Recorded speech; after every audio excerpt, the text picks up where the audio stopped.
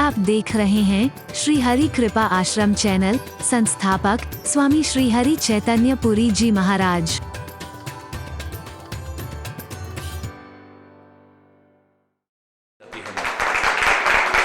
क्योंकि हम अपने आप को परफेक्ट समझ बैठते हैं, हमारे अंदर कोई कमी है ही नहीं। यही हमारे दुख का कारण बन जाता है। हरि बोलना। परफेक्शन लाने की कोशिश नहीं करते हैं, परफेक्ट समझ बैठते हैं अपने आप को।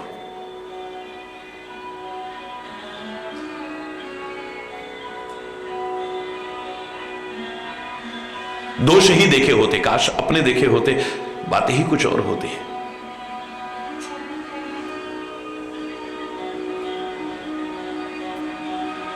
गौतम ऋषि ने देखा कि इंद्र भाग रहा है, ध्यान लगा करके देखा तो उसे गलत नजर आया है। श्राप दे दिया है गौतम ऋषि ने, अहल्या को दे दिया, जाओ तुम जड़ जड़ जड़ कहो या जड़वत कहो,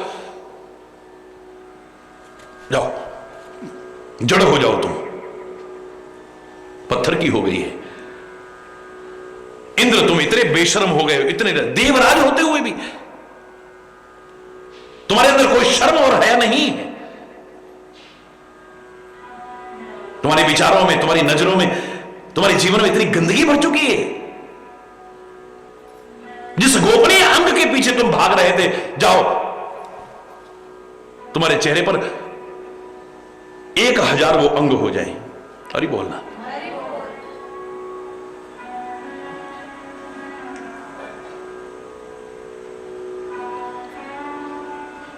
अब क्या हुआ बोलो? चरणों में गिरे, क्षमा याचना की है, अपराध खुद किया है, गलती खुद की है, और मन में आता है क्या गौतम ऋषि मेरे स्वामी क्या अंतर्यामी नहीं है? उनको नहीं पता मेरी गलती तो है ही नहीं। अरे गलती चाहे जान के हुई हो, अनजाने में हुई हो, उसका फल तो अवश्य में भोगना पड़ेगा ना। जहर जो जानबूझ के खुद पीते हैं वही नहीं मरते, अनजाने में भी पी जाए तो वो भी मरते हैं। अग्नि को जानबूझ के छुए तभी नहीं जलते हैं, अनजाने में छू जाए तब भी जलते हैं। मन में दुर्भावना आई है अपने स्वामी के लिए, गौतम ऋषि के लिए। इन्होंने शाप कैसे दे दिया मेरे को? मेरी क्या गलती थी? मेरे साथ धोखा हुआ है, मेरे साथ धोखा हुआ है।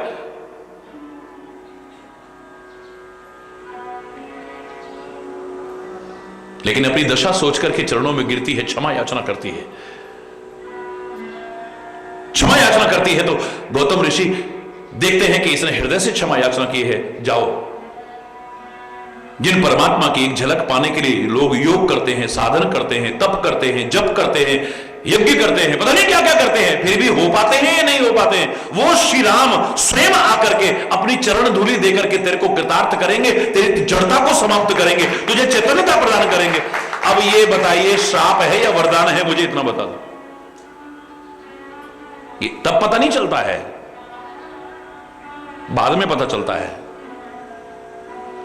बड़ों की बात और आंवले का खाया कहते हैं ना, ये बाद में पता चलता है। उस समय बहुत बुरा लग जाता है, हम उनके प्रति दुर्भावना मन में ले आते हैं। जिनका कोई स्वार्थ नहीं है, निस्वार्थ भाव से रात दिन हमारा भला चाहते हैं। जो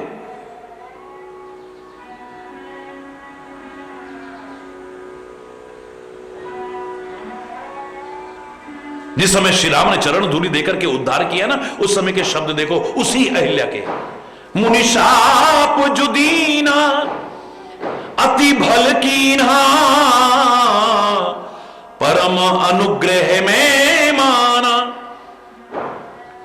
मुनि ने जो श्राप दिया था, आज मुझे लग रहा है, उस समय तो मैंने बड़ी दुर्भावनाएं मन में लाई थी, लेकिन अति भल कीना, बहुत अच्छा किया था उन्होंने। अरे बोलना। मुनि शाप जो दीना अति बल कीना, परम अनुग्रह में। कृपा नहीं, मेरे पर तो परम कृपा की उन्होंने। अगर वो ऐसा नहीं करते तो आज भगवान की चरण धूलि मिलती मुझे? अरे बोलना।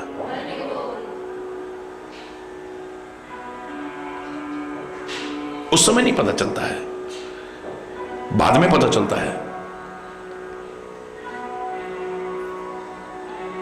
इंद्र को शाप दिया, उसने क्षमा याचना की है, तो भगवान गौतम ऋषि कहते हैं, जाओ तुम शर्म के मारे दुबकते फिरोगे, 1000 वो गोपनीय अंग तुम्हारे चेहरे पर होंगे, तो कहते हैं तालाबों में कमल के पत्तों के नीचे दुबकता फिरता था ये इंद्र। हरि बोल। मैं क्षमा याचना करता हूं, हृदय से क्षमा याचना करता हूं और जीवन में कभी गलती नहीं दोहराऊंगा। गौतम ऋषि कहते हैं जाओ, जो गोपनीय अंग 1000 तुम्हारे चेहरे पर मैंने शाप दिया हो जाएंगे, जब तुम श्री राम को जनकपुर में दूल्हा वेश में देखोगे ना, तब ये तुम्हारे 1000 वो गोपनीय अंग नेत्रों में परिवर्तित हो जाएंगे। लोग 2-2 आंखों से भगवान के दर्शन करेंगे, तुम 1000 नेत्रों से भगवान की छवि को देख करके आनंद विभोर हो जाए। और कहते हैं जब भगवान श्री राम को दूल्हा वेश में देखा, उसके 1000 नेत्र बन गए। तो वही देवी देवता जो मजाक उड़ाया करते थे, देखो हमारे राजा को, देखो तालाबों में छुपता फिर रहा है, देखो ऐसे ऐसे कर्म करेंगे तो क्या होएगा फिर। अब शक्ल भी नहीं दिखाता है। आज वही सारे कह रहे हैं, आज पुरंदर सम को नाही। पुरंदर माने इंद्र। आज तो इंद्र के जैसा कोई है ही नहीं। ब्रह्मा जी 8 नेत्रों से भगवान के दर्शन कर पा रहे हैं, भगवान शिव 15 नेत्रों से भगवान के दर्शन कर पा रहे हैं, स्वामी कार्तिकेय 12 नेत्रों से कर पा रहा है। अगर देवों की चर्चा भी करें, आम आदमी तो 2 नेत्रों से कर पा रहा है। एकमात्र पूरे जनकपुर के अंदर जो दर्शन करने आए हैं, इंद्र ऐसा है जो 1000 नेत्रों से दर्शन कर रहा है। वाह वाह वाह, कितना किस्मत वाला है ये, इसको भगवान की छवि 1000 नेत्रों से देखने का मौका मिल रहा है। शाप है या वरदान मुझे नहीं लगता, बुरा नहीं हुआ होगा किसी का। शायद इसलिए सुंदरकांड में आप पढ़ते हो, साधु ते होए न कारज हानि। लाखों करोड़ों लोग सुनाते हुए मिल जाएंगे, हमें ये लाभ हुआ, हमें ये लाभ हुआ, हमें ये लाभ हुआ। तुम्हारी झोली खाली रही तो कारण क्या रहा? उनको दोष देने की बजाय काश अपना दोष देखा होता। चैलेंज करके कह सकते हैं कि संत महापुरुष सदगुरु परमात्मा की शरण में आकर के भला ही हुआ होगा, और क्योंकि हमारा भला नहीं हुआ तो बुरा नहीं हो सकता है। कम से कम बुरा नहीं हो सकता है, कम से कम क्या भलाई है उस समय नहीं, बाद में पता चलती है। हरि बोल। तुलसीदास एक चौपाई में इसका बड़ा सुंदर भाव देते हैं कि सासत करी पुण्य कर ही पसाओ, नाथ प्रभु न कर सहज स्वभाव। जो समर्थ लोग होते हैं उनकी एक विशेषता है, अगर गलती पर दंड भी देते हैं ना, तो उस दंड से मुक्ति का उपाय भी वही बताते हैं। यदि व्यक्ति क्षमा याचना कर ले तो, अपनी गलती का एहसास कर ले तो, गलती का सबसे बड़ा प्रायश्चित यानी गलती का रिपीटेशन न करने का संकल्प ले ले तो। अरे बोलना, यहां गलती नहीं हुई है, लोकोपकार के लिए कामदेव अपने आप को जला के खाक कर देता है। भगवान शिव की समाधि को भंग करने की कोशिश की लोकहित के लिए।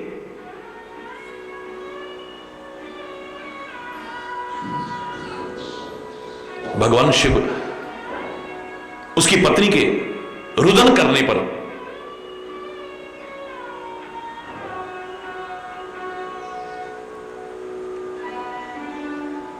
वरदान भी दे रहे हैं, अब तुम्हारा स्वामी बिना शरीर के ही सबको व्यापेगा, इसका नाम अनंग पड़ जाएगा। तब से कामदेव का नाम अनंग पड़ गया है, रति को कहा है। और तेरे पति के साथ फिर मुलाकात होगी, सशरीर भी होगी। जब यदुवंश में भगवान कृष्ण अवतार लेंगे, तब उनका पुत्र प्रद्युम्न तुम्हारा पति होगा। हरि बोल। प्रसन्न होकर के गई है।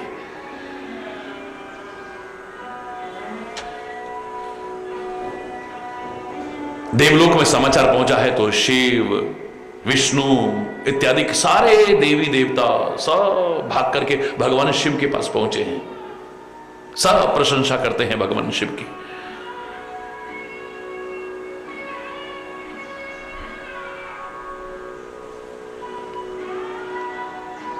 बड़ों की प्रशंसा उनके मुख पर भी कर सकते हैं, क्योंकि वो अभिमान में अकड़ जाएंगे, इसकी संभावना नहीं है। छोटों को प्रोत्साहन देने के लिए प्रशंसा चाहे करो, लेकिन विचार पूर्वक। अत्यधिक प्रशंसा कहीं उन्हें उनके मार्ग से भटका ना दे। हरि बोलना। मैं नहीं कह रहा कि हमेशा उनकी बुराइयां ही करते रहो, लेकिन इतनी प्रशंसा भी मत करो कि व्यक्ति अहंकार में अकड़ करके शायद उस मार्ग से भी भटक जाए। मुख पर प्रशंसा, पीछे प्रशंसा करो। और जब बच्चों को पता लगेगा ना, हमारे मां बाप, हमारे बड़े हमारे पीठ पीछे हमारी बड़ाई करते हैं, मेरे शायद उनके मन में और ज्यादा अच्छी भावना आएगी। देखा, सामने तो हमें डांटते हैं, लेकिन वो भी बता रहा था तेरे मम्मी पापा तो तेरी कोई बुराई नहीं, इतनी अच्छाई कर रहे थे, इतनी बड़ाई कर रहे थे तेरी, तो मुंह पर नहीं है। और मैं तो कहूंगा सच्ची प्रशंसा आप लोग वही समझिएगा जो बड़े लोग आपकी पीठ पीछे भी प्रशंसा करें। सामने तो किसी की भी की जा सकती है।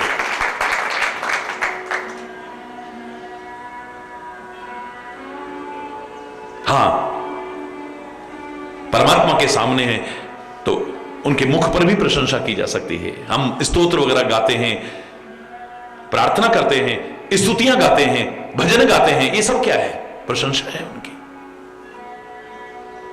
कीर्तन करने का तात्पर्य क्या है? कीर्ति गायन, उनकी कीर्ति यानी यश का गायन करना, उनकी विरदावली गायन करना, उनकी बड़ाइयों को और अच्छाइयों को सामने प्रदर्शित करना। भगवान अभिमान में नहीं अकड़ जाएंगे। सदगुरु के सामने प्रशंसा की जाती है।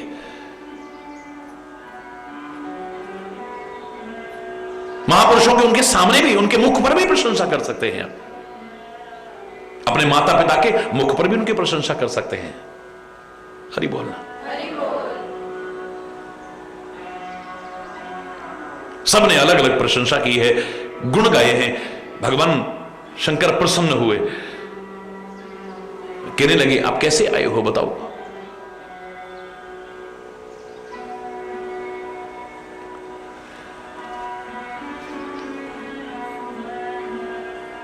आपका आने का कारण क्या है? ब्रह्मा भी और विष्णु भी कहते हैं, देव भी कहते हैं, प्रभु आप तो अंतर्यामी हैं, सब जानते हैं हम काहे के लिए आए, फिर भी आपको बताते हैं हम क्यों आए। कितनी सुंदर रीति है। अगर बड़े आपसे कुछ पूछें, लो आप तो अंतर्यामी, सब जानते हैं, आपको बताने की क्या आवश्यकता है? नहीं, ये मर्यादा नहीं कहती है। क्लास में अगर कोई टीचर को क्वेश्चन पूछता है, उसको पता है उसका आंसर, आप तो सब जानते हैं, आपको क्या बताना। अरे बोलना, आपको इसका आंसर नहीं आता क्या गुरुजी, जो हमसे पूछ रहे हो? हरि बोल रहा है। बताओ बेटा इसका उत्तर बताओ। प्रश्न पूछा गुरुजी ने, आपको तो आता ही है, आपको क्या बताना। क्लास में अगर टीचर पूछे तो बिल्कुल ठीक है। ऐसे ही संत अगर पूछते भी हैं सब कुछ जानने के बावजूद, गुरु अगर पूछते भी हैं सब कुछ जानने के बाद, परमात्मा अगर सामने प्रकट हो और पूछते हैं आपसे, तो भी कोई ऐसा आज तक उदाहरण नहीं मिला हो कि व्यक्ति ने अपने मन के भाव उजागर ना किए हो। यही क्या है, वो कहते हैं आप अंतर्यामी हैं। कह विधि तुम प्रभु अंतर्यामी, तदपि भगति वस विनवौ स्वामी। यद्यपि आप हे स्वामी अंतर्यामी हैं, आप सब कुछ जानते हैं, लेकिन आपके भक्त होने के नाते हे महादेव आपसे प्रार्थना करते हैं, हम किस लिए आए हैं, हमारे मन में क्या है। हम जानते हैं कि आप सब जानते हो, लेकिन फिर भी हम हाथ जोड़ करके प्रार्थना करते हैं आपसे। सकल सुरन के हृदय अस शंकर परम उत्साह। सब देवताओं के मन में आज परम उत्साह है, और उत्साह किस बात का है कि निज नैनन देखा चाहे नाथ तुम्हारा विवाह। हे स्वामी हम अपने नेत्रों से आपका विवाह देखना चाहते हैं, बस। हरि बोलना। ये आपका जो विवाह उत्सव है, देखिए भर लोचन, आंख भर करके हम देखना चाहते हैं। सोई कच करहु मदन मद मोचन।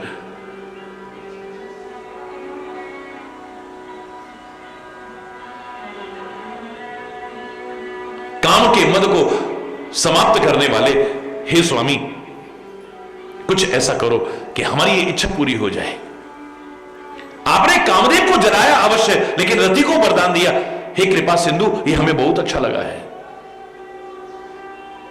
आपने अपने प्रभुत्व के दर्शन कराए हैं, क्योंकि समर्थ लोगों की ये पहचान ही है कि गलती के कारण दंड चाहे दे, लेकिन उसके बाद क्षमा भी करते हैं और मुक्ति का उपाय भी बताते हैं। हे स्वामी, आप सब जानते हैं, लेकिन फिर भी आपको हम बता दें कि आपको पाने के लिए पार्वती ने बहुत कठोर तपस्या की है। अब आप उसे स्वीकार करो।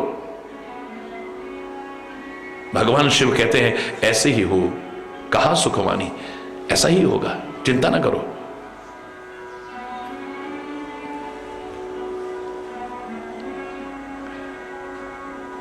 ये सारे प्रार्थना करके गए, सप्तऋषि पहुंच गए कहां?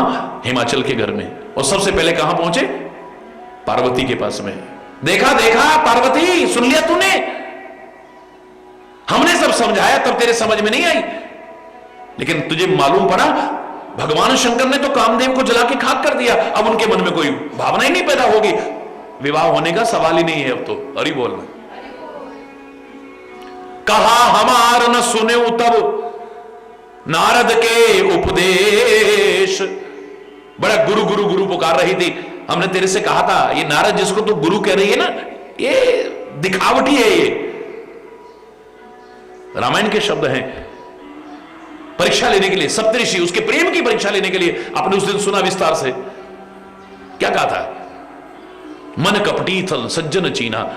जिसको तू अपना गुरु कह रही है, ये तो मन का बड़ा कपटी है, ऊपर से संतों के चिन्ह धारण करता है। ये संत मंत कुछ नहीं है। ये आप सरे सब ही चकीना। ये तो सबको अपने जैसा भिखारी बनाना चाहता है।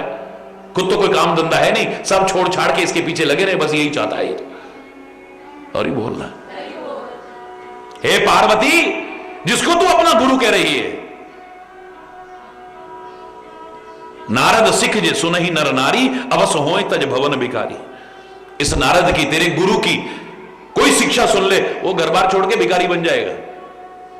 या अपने जैसा ही बनाना चाहता है सब। कितने घर इसने बर्बाद कर दिए, कितने घर। दो चार एड्रेस बताएं तेरे को। सप्तऋषि एड्रेस बता रहे हैं। चित्रकेतु कर घर इन घाला। चित्रकेतु का घर इन्होंने बर्बाद करा। ए नारद, ये नारद। कनक कसिप कर पुनि असहाल। हिरण्यकश्यप का घर इसी ने बर्बाद करा। ए नारद ने ऐसी पट्टी पढ़ाई, जय श्री हरि जय श्री हरि, ऐसा सिखा दिया उसको, प्रहलाद को। वो अपने पिता से विरोध करने लगा, पिता के शत्रु से प्यार करने लगा। और एक दिन उसने प्रार्थना की तो नरसिंह भगवान प्रकट हो गए और उसके पिता की मृत्यु हो गई। काहे के कारण? ए नारद, ये नारद जिसको तू गुरु कह रही है। हरि बोलना। दक्ष सुरन उपदेश न जाए। दक्ष के पुत्रों को भी उपदेश दिया था इसी नारद ने। जंगल में चले गए तपस्या करने, लौट के घर भी नहीं देखा उन्होंने। ऐसा है ये। जो तेरे को बताया है तो उसको पति रूप में पाकर के सुखी रहेगी कभी? हरि बोलना। धन्य है पार्वती का गुरु के प्रति दृढ़ विश्वास। कहती तेरा घर उजड़ जाएगा। पार्वती क्या कहते हैं? बसहु भवन उजरहु नहीं डरहु। घर बसेगा तो मेरा, उजड़ेगा तो मेरा। तुम्हें काहे की परेशानी हो रही है? तुम जाओ अपना रास्ता देखो। तुम्हें क्या परेशानी हो रही?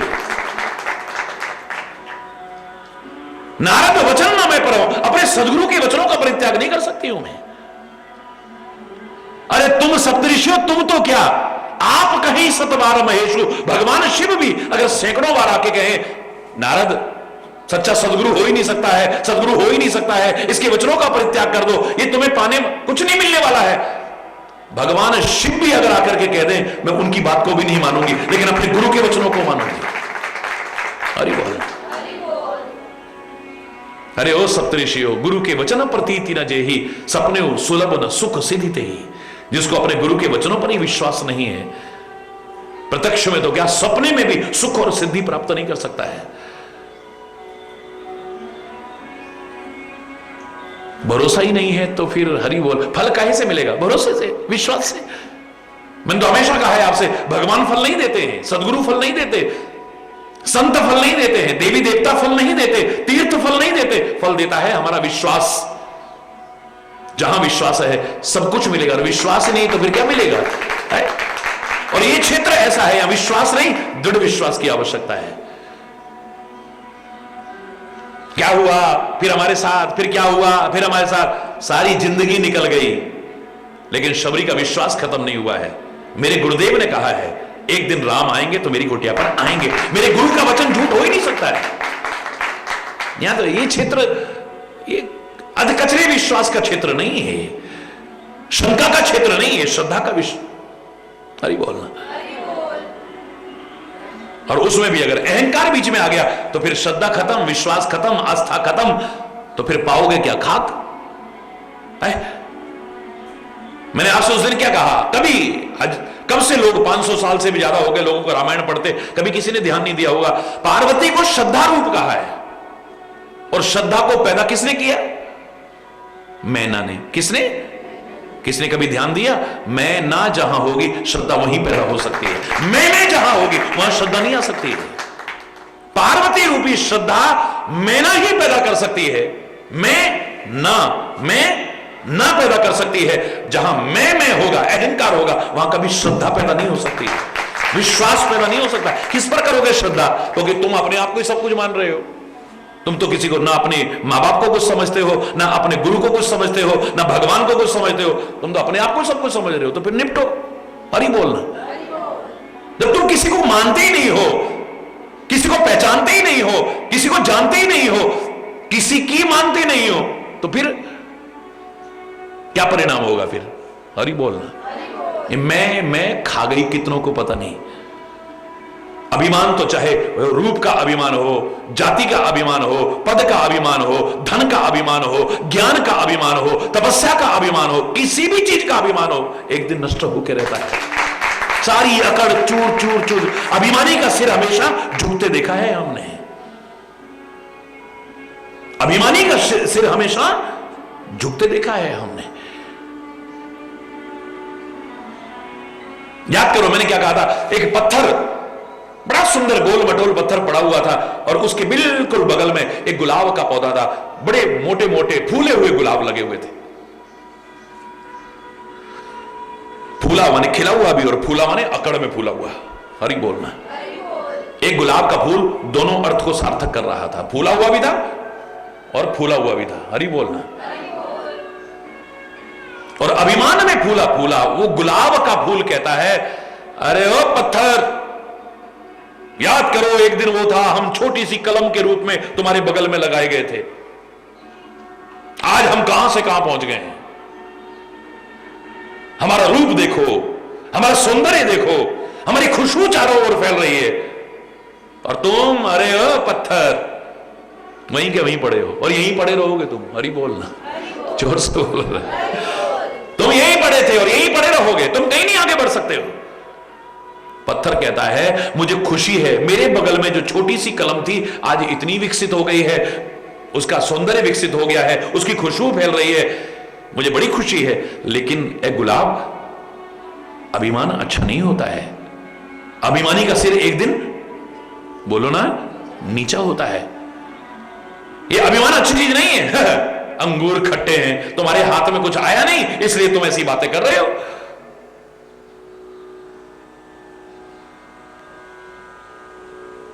बहुत समझाया उसने, लेकिन उसका अकड़ खत्म नहीं हुई। पत्थर कहता है देखो भविष्य के गर्त में क्या छुपा है, कोई पता नहीं चलता है। कब कौन कहां से कहां पहुंच जाए, कहां से कहां पहुंच जाए, कोई कुछ नहीं कह सकता। इसलिए अच्छा आया है तो अभिमान मत करना, और बुरा आया है तो भगवान से दूर मत हटना कभी। दुख की घड़ियां हैं, ये पार हो जाएंगी। पांडवों पर जो कष्ट आए हैं, आए अपने कर्मों के कारण, लेकिन उसका एक अंश भी किसी पर आएगा, उसकी क्या हालत हो जाएगी। सोचो कैसे झेल गए वो, क्योंकि कष्ट आए जरूर, लेकिन उन्होंने भगवान का साथ नहीं छोड़ा है, उनका दामन नहीं छोड़ा है, उनका हाथ नहीं छोड़ा है। भगवान कृष्ण का हाथ और साथ नहीं छोड़ा है। इतनी भयानक विपत्तियों में भी, प्रतिकूलताओं में भी, मुसीबतों में भी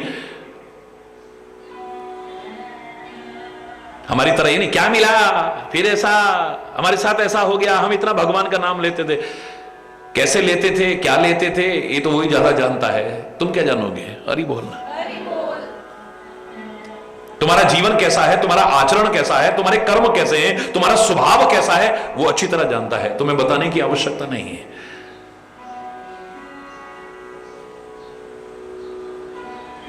कहीं ना कहीं अपने कर्मों का फल हमें एक दिन अवश्य भोगना पड़ता है। अगर किसी से कहा जाए कि सुखी और दुखी आदमी को एक वाक्य में कुछ शिक्षा दो, क्या दोगे, बोलो। सुखी आदमी भी बैठा हुआ है और दुखी भी बैठा है, एक पंक्ति में क्या शिक्षा दोगे, बोलो। सब दिन हमेशा एक जैसे नहीं होते हैं, एक वाक्य है, सब दिन हमेशा। दुखी से भी कह रहे हैं घबराना मत, तेरे जीवन में अगर पतझड़ आ गया है, एक दिन बसंत आएगा और बस अंत हो जाएगा तेरे दुखों का, उदासी का, नीरवता का। तेरे जीवन में फिर से बसंत आएगी, खुशियां आएंगी। संसार परिवर्तनशील है, सब बदलता है यहां। और सुखी भी बैठा है, उससे भी कहो भैया इस सुख के अभिमान में मत अकड़ो, सब दिन एक जैसे नहीं होते। अरे बोलना। कभी ये दिन चले गए तो तुम उपहास के पात्र बनोगे, सहानुभूति के नहीं, उपहास के पात्र बनोगे। बड़ा अकड़ता था, बड़ा अपने आप को क्या समझता था, देखा अब देखो। हरि बोलना।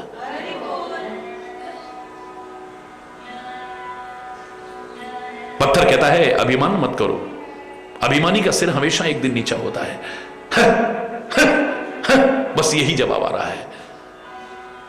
वक्त बदला, एक मूर्तिकार निकल रहा था वहां से, उसकी निगाह में वो पत्थर आया, कहने लगा बड़ा ये तो सुंदर पत्थर, इसकी तो बड़ी प्यारी मूर्ति बन सकती है। गढ़ने वाला चाहिए, सड़क पर पड़ी, वर्षों से पड़ी, सूखा एक पेड़ की जड़, ठूंठ अगर कलाकार के हाथ में आ जाए, ऐसी सुंदर आकृति बना देता है, ड्राइंग रूम में सजाने लायक बन जाती है। पैरों से रोंदे जाने वाली मिट्टी को कुम्हार इतना सुंदर रूप और आकृति दे देता है, सजाने लायक बन जाती है।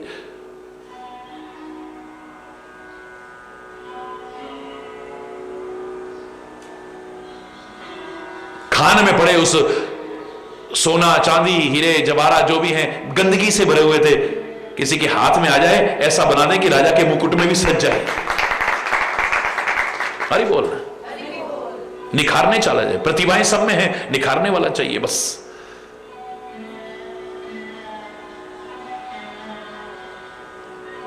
बैलगाड़ी मंगाई, पुराने जमाने की बात है, मजदूर बुलाए, पत्थर उठवा करके बैलगाड़ी में रखा और ले गया अपने घर में। छेनी और हथौड़ी उठाई और चोट मारनी शुरू कर दी। जैसे जैसे चोट लगती गई, सुंदर सुंदर सुंदर रूप उभर करके आता रहा। इतनी प्यारी बिहारी जी की मूर्ति बनी, इतनी ही प्यारी, देखते ही रह गया।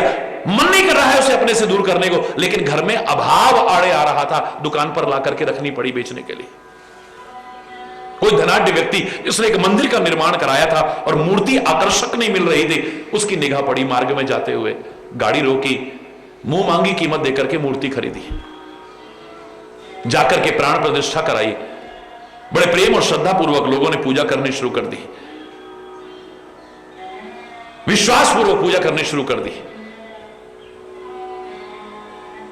मानो तो गंगा माहू, ना मानो तो बहता पानी। हरि बोलना। मानो तो पत्थर है, नहीं तो भगवान है। तुम्हारा विश्वास और श्रद्धा उसे भगवान भी सिद्ध कर देता है। लोगों की मनोकामनाएं पूरी होने लगी, प्रसिद्धि दूर दूर तक फैल गई। एक दिन प्रसिद्धि पहुंचते पहुंचते उस गांव तक पहुंची जहां से लाए गए थे पहले। हरि बोलना। उस गांव से भी कुछ लोग आए और संयोग से वो जो गुलाब का फूला हुआ फूल था, उसी को उठा करके कोई व्यक्ति लेकर के आया, लाया, ला करके बिहारी जी के चरणों में जब चढ़ाया, देखा अरे ये तो वही है जो मेरे बगल में ऊपर जो बड़ा अभिमान में अकड़ा हुआ था। अरे बोलना। ऊपर से मूर्ति की आवाज आती है, मैं तेरा तिरस्कार नहीं करूंगी, मेरा काम तेरा अपमान करना नहीं है, तेरे को जला कटा सुनाना नहीं है, लेकिन याद करो मैंने कहा था अभिमानी का सिर एक दिन नीचा होता है। तब तुम वो गर्वीले पुष्प मेरे से भी ऊपर उठे हुए थे, आज तुम मेरे चरणों में पड़े हुए हो।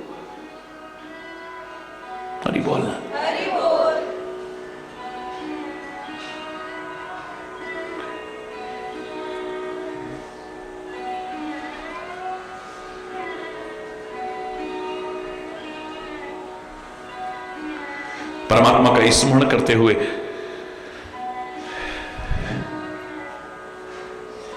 तो गुरु के प्रति कितना दृढ़ विश्वास है। आज फिर परीक्षा लेने के लिए पहले पार्वती के पास जाके सप्तऋषि कहते हैं, देख देख हमने समझाया था, ये नारद के चक्कर में मत पड़, वो गुरु नहीं है, वो ढोंगी है, पाखंडी है, लेकिन तूने हमारी बात नहीं मानी ना। अब देख ले, शंकर जी ने तो कामदेव को जला के खाक कर दिया, अब तेरी शादी क्या खाक होगी। सुन बोली मुस्काई भवानी, मुस्कुरा करके पार्वती कहती है, उचित कयहु मुनिवर विज्ञानी। हे मुनिवर, हे विज्ञानी मुनिवर, उचित ही कहा तुमने, क्योंकि तुम्हारी बुद्धि वहीं तक पहुंचती है। तुम्हारे विचार में भगवान शिव ने अब कामदेव को जला के खाक करा है। तुमरे जान काम अब जारा पर अब लग सम्मु रहे सविकारा, यानी तुम्हारे विचार से अभी तक भगवान शिव के मन में काम वासनाएं थी, अब उन्होंने नष्ट किया है उसे।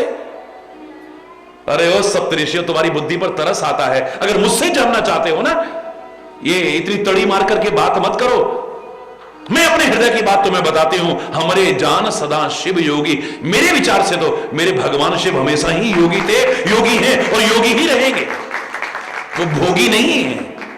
हरि बोलना। सामने कुछ देख करके एकदम से धारणा मत बना लो, गहराई में जाने की कोशिश करो। हम सामने कुछ भी देखते हैं, किसी के प्रति भी देखते हैं, एकदम से उसके बारे में धारणा बना लेते हैं। हरि बोलना। एकदम से धारणा बनाई, तभी तो ब्रह्मा की बुद्धि खराब हो गई, कहने लगा ये भगवान हो ही नहीं सकते। गेंद खेल रहे हैं, गुल्ली डंडा खेल रहे हैं, चीर हरण कर रहे हैं, मक्खन चुरा रहे हैं, ये भगवान कैसे हो सकते। 1 साल परीक्षा ली, 1 साल, तब जाकर के दिमाग ठिकाने आया। हरि बोलना। आम आदमी नहीं, भगवान की लीलाओं को भी अगर सीधे सीधे सरसरी नगर पर देखो, साकार लीलाएं अच्छों की बुद्धि को भ्रमित कर देती है। तभी मैं कहा करता हूं, निराकार भक्ति बड़ी सरल है, साकार इतनी सरल नहीं है, क्योंकि भगवान की लीलाओं को देख करके, सुन करके, पढ़ करके अच्छों की बुद्धि भ्रमित हो जाती है। हां, सत्संग अगर मिल जाए तो शंकाएं खत्म हो जाती है। भगवान को सामने देखा है, नागपाश में बंधे हुए, रात दिन भगवान का निज वाहन गरुड़, उसकी बुद्धि खराब हो गई। ये भगवान कैसे हो सकते हैं। शेषशाही, ये सांपों के बंधन में आ जाएगा। जिसका नाम लेकर के जन्म मरण के बंधन छूट जाते हैं, वो सांपों के बंधन में, ये भगवान नहीं हो सकता है। हम भगवान समझे बैठे थे। हरि बोलना। मैं भगवान समझ के सेवा करने आया इस, ये भगवान कैसे हो सकता है। सामने बातें सुन करके गंगा मैया की बुद्धि खराब हो गई। भगवान जब केवट के साथ खड़े हैं गंगा जी के किनारे, आपने सुना ही है, रामायण में भी आता है कि पद नख निरख देवसरी हर्षि, भगवान के चरण नखों को देख करके देवसरी गंगा जी हर्षित हो गई हैं, उछाले मारने लगी है। मेरे जन्मदाता आए हैं, मेरे इन्हीं चरण नखों से तो पैदा हुई हूं मैं। नख निर्गिता मुनि वंदिता त्रिलोक पावन सुरसरी, इन नखों से निकली हूं मैं। उन चरण नखों को देख करके बड़ी खुश हुई है, लेकिन वाणी सुनी, केवट भैया हमें पार लगा दो, जब तक चरण नहीं धुलाओगे तब तक मैं पार नहीं करूंगा। बर तीर मारो लखन पे, जब लग्न पाए पखारो, तब लग्न तुलसीदास नाथ कृपालु पार। भैया पार कर दो, भैया पार कर दो, भैया जही जग किए तिहु पग होते थोरा, सो कृपालु केवट ही नहीं हो रहा। 3 पैर से कम जिसने सारी सृष्टि को करके दिखा दिया, आज वो केवट के हाथ जोड़ रहा है उस गंगा को पार करने के लिए जो उसके चरणों से निकली है। ये भगवान हो ही नहीं सकता है। हरि बोलना। खाली इतना देखा और बुद्धि खराब हो गई।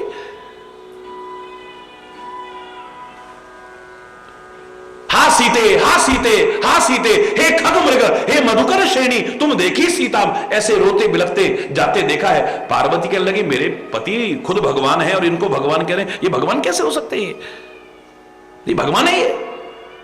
हरि बोलना। देवता नहीं, आम आदमी तो दूर की बात है, देवता नहीं, देवराज इंद्र की बुद्धि खराब हो गई।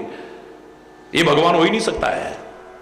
मैं इसको मजा चखाऊंगा, मैं मजा चखाऊंगा इस ब्रिज को, ब्रिजराज को और ब्रिज भूमि को और ब्रजवासियों को डुबो ना दिया तो मेरा नाम भी इंद्र नहीं है। हरि बोलना। 7 दिन तक मूसलाधार बारिश कर रहा है, आखिर में भगवान के चरणों में आता है। क्योंकि हम जो सामने देखते हैं ना, उसी को देख करके हम धारणा बना लेते हैं कई बार। हरि बोलना। A little knowledge is always dangerous. अधूरा ज्ञान बहुत खतरनाक होता है, क्योंकि हमारी आंखें जो देखती हैं हमेशा वो सच हो इस बात की कोई गारंटी नहीं है। और फिर आप किस नजरिए से देख रहे हो? आप सकारात्मक सोच बना करके या नकारात्मक सोच बना करके देखें। पॉजिटिव थिंकिंग है आपकी या नेगेटिव थिंकिंग है? अब भगवान ने कंकड़ी मारी, अब जिनके मारी है वो तो खुश हो रहे हैं। मेरी मटकी में मार गयो ढेला, मेरो श्याम बड़ो अलबल, वो तो नाच रहे हैं, तुम परेशान हो रहे हो। ये भी का भगवान है, बताओ कंकड़ियां मार रहा है, ले तुम्हारी बुद्धि खराब हो रही। हरि बोलना। जिसके मारी वो बड़े खुश हो रहे हैं। हमारे कितने सौभाग्य हैं, हमारी मटकी को फोड़ा, हमारा माखन गिराया, उसमें से चखा, खाया। हमारी तो किस्मत खुल गई, हमारी तो किस्मत खुल गई। तुम्हारी बुद्धि खराब हो रही है जबरदस्ती की। विचार करना, हरि बोलना। जो सामने देख रहे हो हमेशा वो सच हो इस बात की गारंटी नहीं। हमेशा वो पूर्ण सच हो इस बात की गारंटी। हमने अपनी आंखों से देखा, क्या देखा तूने? जब तू ट्रेन में चलता है, बस में चलता है, गाड़ी में चलता है, तेरे को पेड़ दौड़ते हुए दिखाई देते हैं, भवन दौड़ते हुए दिखाई देते हैं, सड़कें दौड़ती हुई दिखाई देती हैं, रेल की पटरी दौड़ती है। क्या ये सच है? तेरी आंखों ने देखा है। ये वो आंखें हैं जो कभी धोखा नहीं, मेरी आंख कभी धोखा खा ही नहीं सकती। और ही बोलना, ये दम भरने वाला जगी हुई हालत में भी अगर देखेगा, वो क्या देखता है? सब दौड़ रहा है। तो सच बताओ, दौड़ रहा है क्या? बोलो ना, जोर से बोलो। नहीं दौड़ रहा है। जितना हमने देखा, पार्वती कहती है, ओह सप्तऋषियों, मुझे तरस आ रहा है तुम्हारी बुद्धि। तुमने अब देखा है, तुम अपनी आंखों से देख रहे हो कि भगवान ने कामदेव को जला करके खाक कर दिया है। तुम्हारे विचार में यानी भगवान शिव अभी तक भोगी थे, उनमें विकार थे।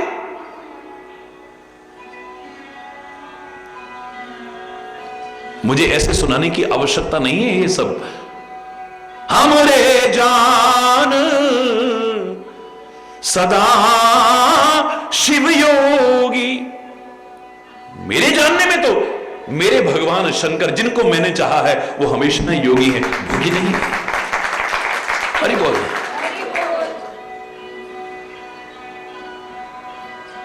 शायद इन्हीं चीजों को देख करके वो भजन गाते हो ना, भोले बाबा को अनाड़ी मत समझो, भोले बाबा को अनाड़ी मत समझो, भोले बाबा को, भोले बाबा को अनाड़ी। मेरे भोले बाबा के हाथों में खप्पर, मेरे भोले बाबा के खप्पर को देख के भिखारी मत सब। खप्पर हाथ में ले रखा है, भीख मांगता होगा।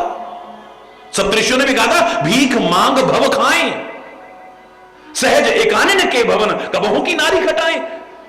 वो खप्पर देख करके बे, खप्पर को देख के भिखारी मत समझो। वो सारी दुनिया का पेट भरने वाला है, सारी दुनिया के भंडार भरने वाला है।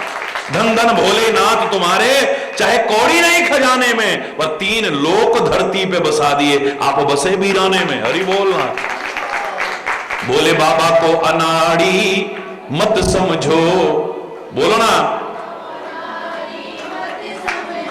भोले बाबा को, हे भोले बाबा को अनाड़ी मत समझो, भोले बाबा को अनाड़ी। मेरे भोले बाबा के हाथों में खप्पर, मेरे भोले बाबा के हाथों में खप्पर, खप्पर को देख के भिखारी मत समझो, खप्पर को देख के भिखारी मत समझो, बाबा को, हे भोले बाबा को अनाड़ी, ओ भोले बाबा को अनाड़ी।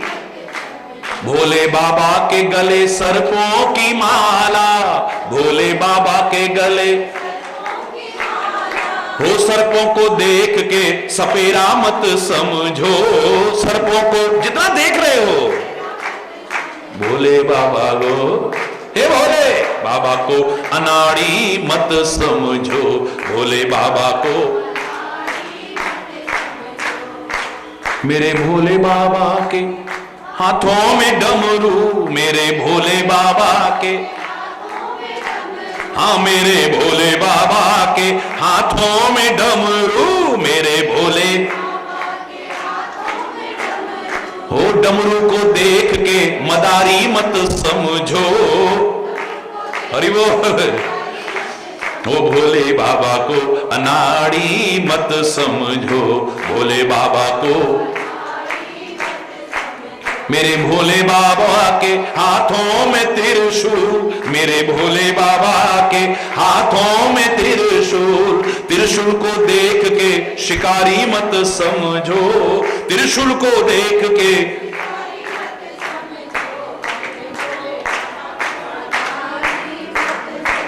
हे भोले बाबा को अनाड़ी,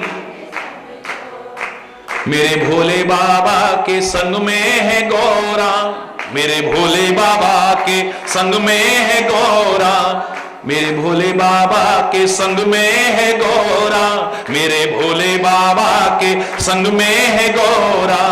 गौरा को देख के संसारी मत समझो, गौरा को देख के संसारी मत समझो, हे भोले बाबा को अनाड़ी मत समझो, भोले बाबा को। अरे ओ सप्तऋषियों, तुमने अब देखा है कि भगवान शिव ने कामदेव को जला के खाक कर दिया है। तुम्हारे विचार से अभी तक शिव के मन में विकार रहे होंगे, विषय रहे होंगे, भोग वासनाएं रही होंगी, लेकिन मेरे विषय अगर पूछना चाहो, मेरे भगवान शिव जिनको मैंने पाना चाहा है वो हमेशा से योगी हैं।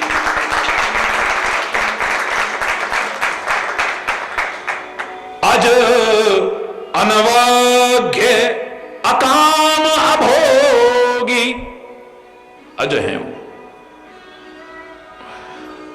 अनवज्ञ है वो, अकाम है वो, अभोगी है वो। जो मैं शिव से अस जानी, प्रीति समेत कर्म मन बानी, तो हमार पन सुनहु मुनीसा। अगर मैंने ऐसा विचार करके भगवान शिव को पाने की इच्छा की है, बहुत प्रेम पूर्वक कर्म मन और वाणी से हरि बोलना, तो हमारा प्रण सुन लो। हे कौतुक देखने वालों, तो हमारे पन सुनहु मुनीसा, करहि सत्य कृपा निधि ईशा। वो कृपा के भंडार ईश यानी भगवान शिव मेरे उस हृदय की कामना को अवश्य ही पूरा करेंगे। इतना कॉन्फिडेंस होना चाहिए, इतना पक्का भरोसा है। चाहे ऋषि भी आकर के, सप्तऋषि भी जैसे भी आकर के कहें, तो भी मन का भरोसा न टूटे। हरि बोलना।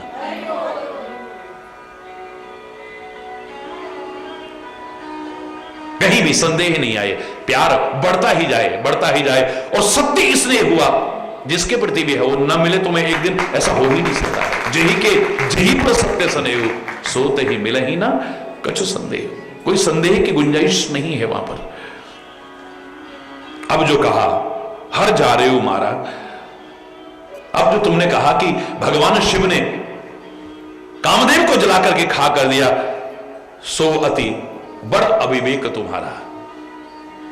जब तुम भगवान की आलोचना कर सकते हो तो तुम प्रशंसा के पात्र नहीं हो सकते हो, चाहे सप्तऋषि भी क्यों ना हो। पहले जब तुम आए थे मैंने तुम्हें प्रणाम किया था, तुम्हारा सम्मान किया था, लेकिन तब भी तुमने मेरे सदगुरु के प्रति ऐसा कहा था, तो आखिर मुझे कहना पड़ा था कि तुम जाओ यहां से अब, और अब फिर तुम आ गए हो। अब मेरे भगवान शिव के बारे में ऐसा बोल रहे हो।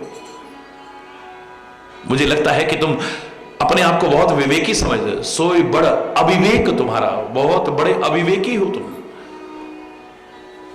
अरे हिम्मत ही निकट तात अनल कर सहज स्वभाव।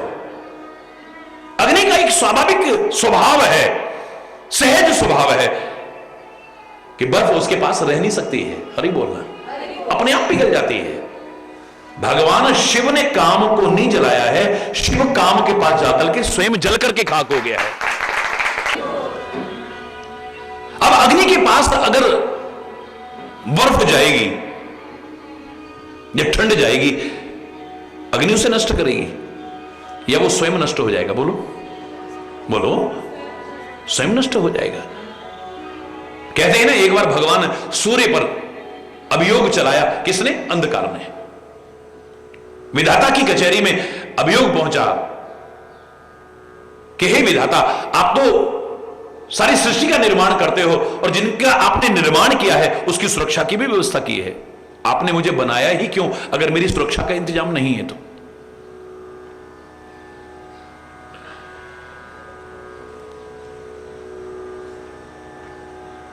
आपका बनाया सूर्य मेरा नाश कर देता है।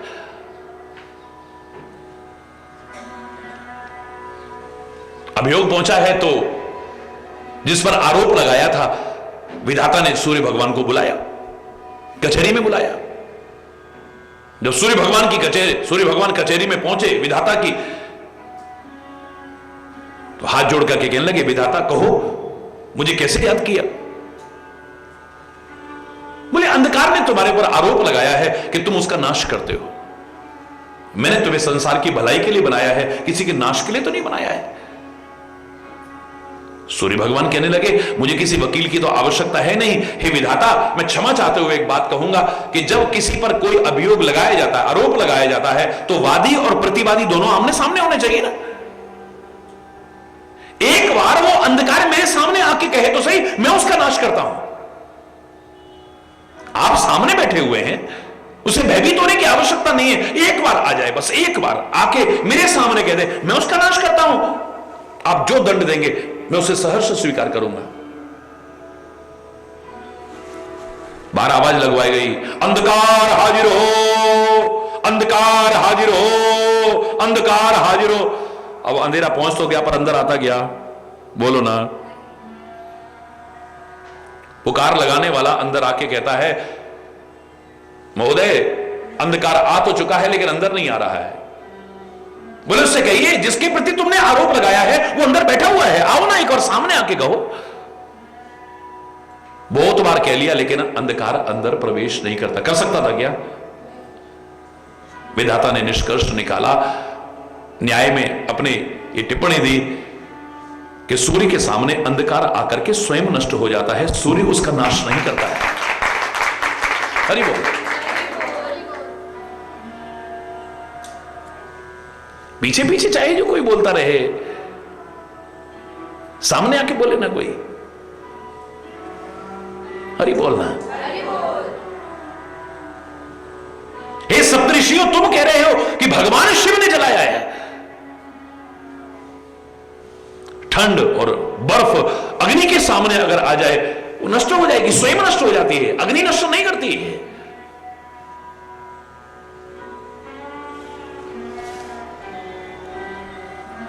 बस वही मेरे शिव के बारे में कह सकती हूं मैं, इससे ज्यादा नहीं कहती हूं। सप्तऋषि चरणों में गिर पड़े हैं, धन्य है तेरा प्यार, धन्य है तेरा विश्वास, हम तेरे को नमन करते हैं देवी। ये हर्षे मुनि वचन सुनी, देखी प्रीति विश्वास। ऐसा तुम्हारा प्रेम हो, ऐसा विश्वास हो। जरा किसी ने कहा हमारा प्यार खत्म हो गया, हमारा विश्वास खत्म हो गया है? हरि बोलना। दृढ़ता नहीं है उसमें। जब तुमने मन में प्यार और विश्वास पैदा किया था, कितना कुछ देख करके किया था, किसी के कहने पर तो नहीं किया था। किसी के कहने पर तुम कहीं आ सकते हो, लेकिन दिल में विश्वास और प्यार तो किसी के कहने पर तो पैदा नहीं हो सकता। लाख कहते रहो तुम, जब किसी के कहने पर प्यार और विश्वास पैदा नहीं होता तो किसी के कहने पर टूट कैसे जाता है? विचार करके देखिए। अरे वो खंडित कैसे हो जाता है? इसका तात्पर्य आपको भ्रम था कि हमारा प्रेम है, हमारा विश्वास है किसी के प्रति भी, वास्तव में दिखावा था, खाली एक भ्रम जैसा था तुम्हें प्रेम और विश्वास होने का, जो समय आते ही उजागर हो जाता है। अरे बोलना। धन्य है देवी, चले भवानी ही नाये सिर, गए हिमाचल पास। मां पार्वती के चरणों में प्रणाम करके हिमाचल के पास जाते हैं। क्या हुआ? शेष कल।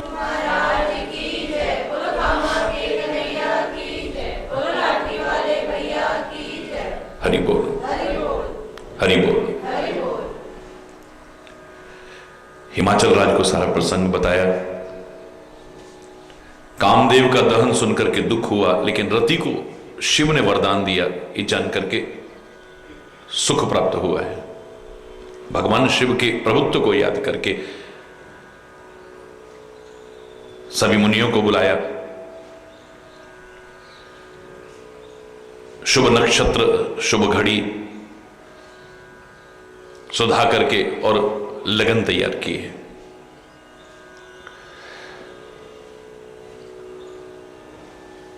सप्तऋषियों ने वो विधाता को दी।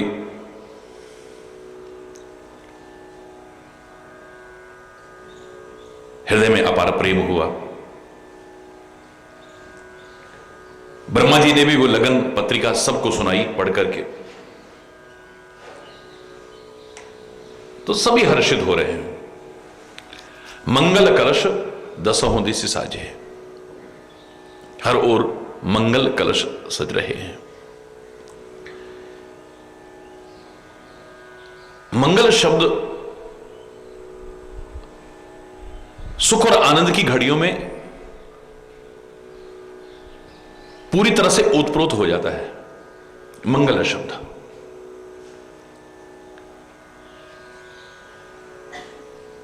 मंगल ध्वजा, मंगल तोरण, मंगल कलश स्थापन, मंगलाचरण, मंगल गीत गाना, ये सुख और आनंद की घड़ियों में स्वाभाविक जुड़ जाता है। और हर व्यक्ति सुख और आनंद ही चाहता है, मंगल चाहता है, अमंगल कोई नहीं चाहता है, अशुभ कोई नहीं चाहता है। अभी उस दिन जो मैंने प्रवचन किया था, याद करिए, मैंने इतना ही कहा था कि मंगल पर जीवन है या नहीं, ये वैज्ञानिक बहुत टाइम से खोज रहे हैं, खोजते रहे। आप इस विवाद में मत पड़िए। मंगल पर जीवन है या नहीं, मंगल पर जीवन रह सकता है या नहीं, वैज्ञानिकों का काम है, वो खोज रहे हैं और आगे भी खोजते रहे। आप तो अपने जीवन को मंगलमय बनाने की कोशिश करो, अपने चिंतन को मंगलमय बनाने की कोशिश करो, अपनी सोच को मंगलमय बनाने की कोशिश करो। मंगल भवन अमंगल हारी की चरण और शरण पकड़ लो। मजा तब है जब खाली महाराज जी या संतों महापुरुषों के लिए ना कहा जाए, ये जंगल में भी बैठते हैं तो मंगल हो जाता है। प्रभु के भक्त, गुरु के सच्चे शिष्य, सत्संग के सच्चे सेवन करने वाले आप भी तभी हैं। आप जहां रहो वो जंगल में भी मंगल हो, सबके जीवन में मंगल हो, ये कामना हो हमारी, मंगलमय शुभ कामनाएं हमारी हो।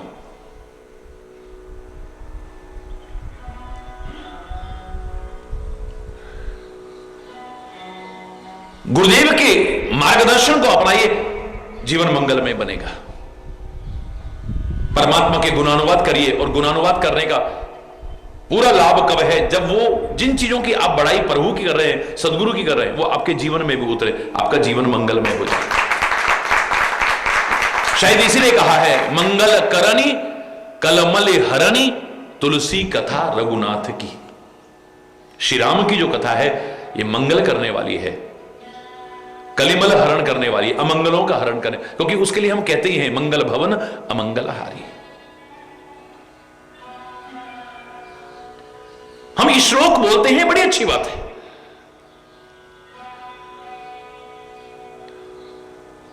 मंगलाचरण करते हुए हम वेद मंत्रों का उच्चारण करते हैं, बड़ी अच्छी बात है।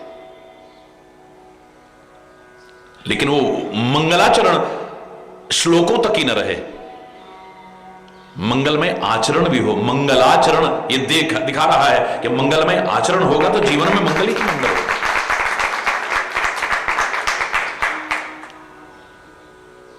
संत और सदगुरु के घर में चरण पड़े, मंगल होता है। उनका संग मिलता है, मंगल होता है। पता नहीं कितने अमंगल टल जाते हैं, कितनी अनहोनियां टल जाती है, कितने अशुभ टल जाते हैं।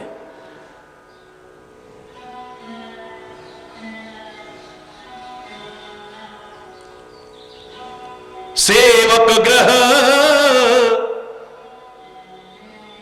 सेवक सदन स्वामी आगमनु।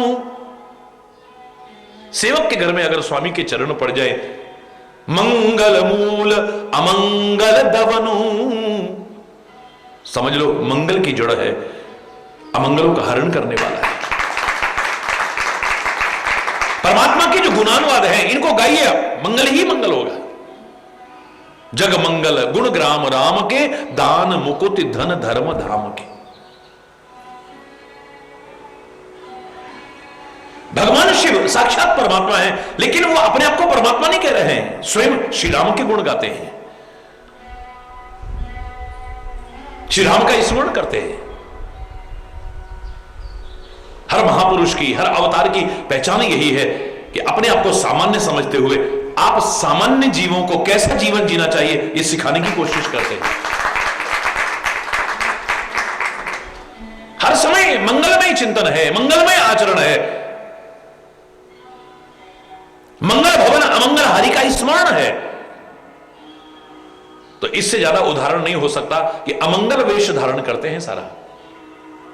मैं नहीं कह रहा कि आप अमंगल वेश धारण करना नहीं, लेकिन आप इस उदाहरण को नकार नहीं सकते हैं कि अमंगल वेश धारण करते हुए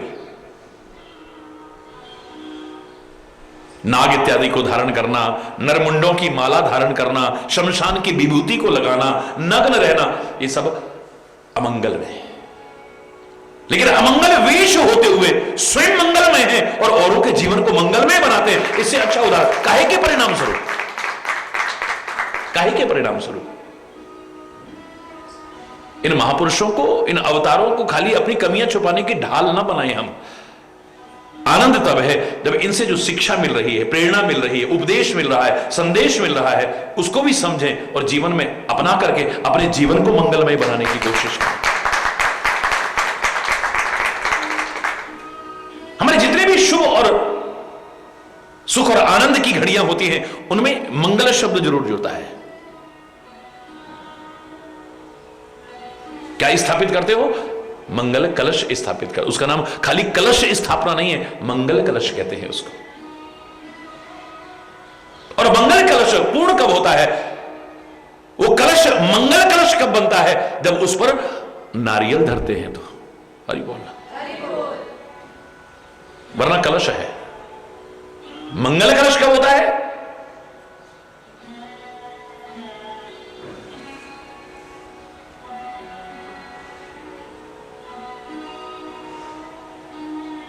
जब उस पर नारियल रख देते हैं, अखंड ऋतुफल।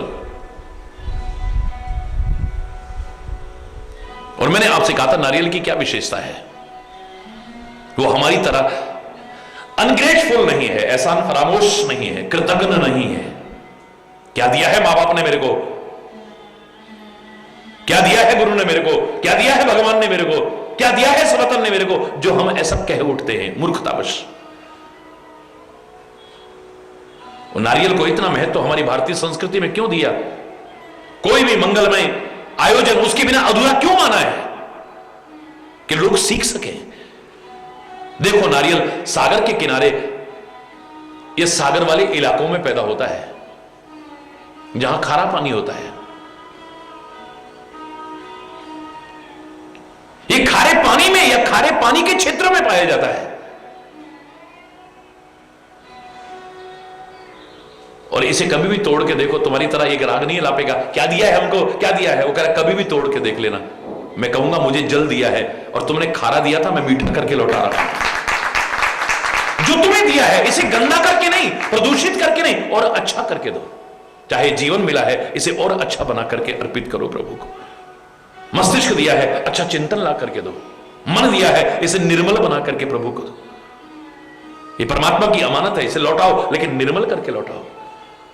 नदियां दी है उसने, उन्हें गंदा मत करो, उन्हें निर्मल करके दो। हवा चलाई है उसने, इस हवा को प्रदूषित मत करो। हरि बोल।